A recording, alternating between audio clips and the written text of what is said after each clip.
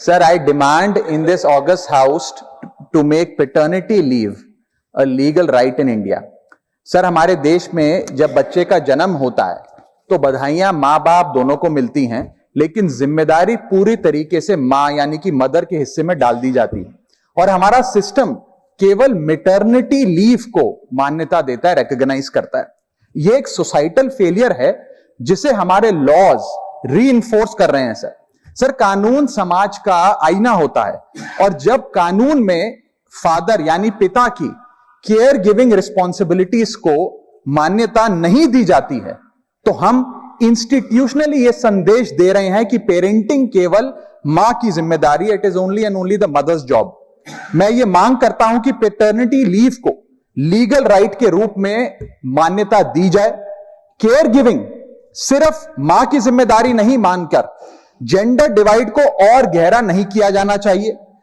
अब इसे बदलने का समय आ गया है। सर, एक मां 9 महीने तक बच्चे को पेट में पालती है व्हेन शी इज प्रेग्नेंट, फिर नॉर्मल डिलीवरी या सिजेरियन जैसी मुश्किल प्रोसीजर से गुजरती है।